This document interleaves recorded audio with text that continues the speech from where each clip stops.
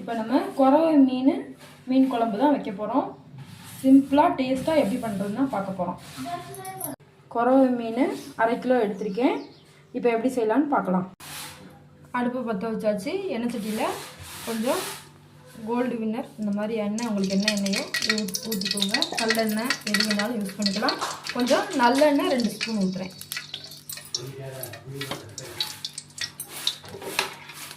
மீன் குழம்புக்கு நல்லெண்ணெய் சேர்க்குறது ரொம்ப டேஸ்ட்டாக இருக்கும்.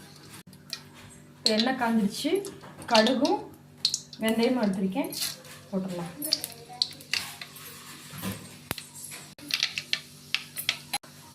இப்போ வெங்காயம் சேர்த்துடலாம். பச்சை மிளகா, கருவேப்பிலையும் சேர்த்துக்கலாம். இப்போ வெங்காயம் நல்லா வதங்கிடுச்சு. தக்காளி சேர்த்துக்கலாம். 2 பழம் எடுத்து அடித்து வச்சுருக்கேன். தக்காளி நல்லா வதங்கிக்கலாம்.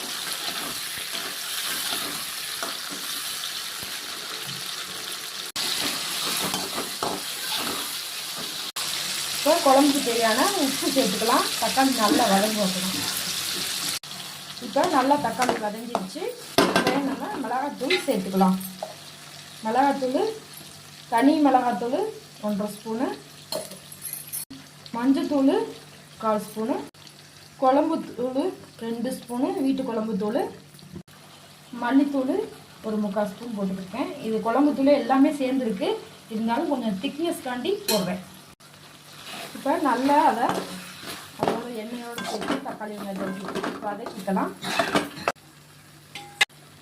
இப்போ 2 எலுமிச்சம்பழம் அளவுக்கு புளி ஊற வச்சு வச்சுருக்கேன். அந்த தண்ணி சேர்த்துக்கலாம். புளி கரைச்சல் தண்ணி. இப்போ புளி ஊற்றியாச்சு. கொதிக்கட்டும். மூடி வச்சிடலாம். கொதிக்கட்டும். ரேர் ஸ்மெல் போகிற வரைக்கும் நல்லா கொதித்து குழம்பு ரெடியாகட்டும். அதுக்குள்ளே நம்ம தேங்காய் அரைச்சிடலாம். 1/2 மூடி தேங்காய் எடுத்து வச்சுருக்கேன். அதில் கொஞ்சம் சோம்பு சேர்த்து அரைச்சிடலாம். தேங்காய் அரைச்சாச்சு. ஊற்றிக்கலாம். குழம்பு நல்லா கொதிக்குது. நம்ம தேங்காய் விழுதை அரைச்சதை சேர்த்துக்கலாம்.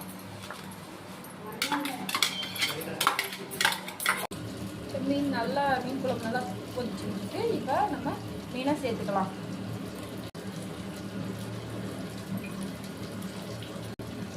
குறவை மீனை இப்படி ஒன்றா சேர்த்துக்கலாம்.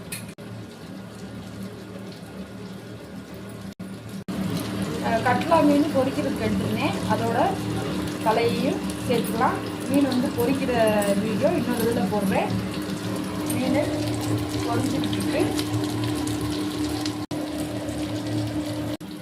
பாருங்க, சுவையான குறவை மீன் குழம்பு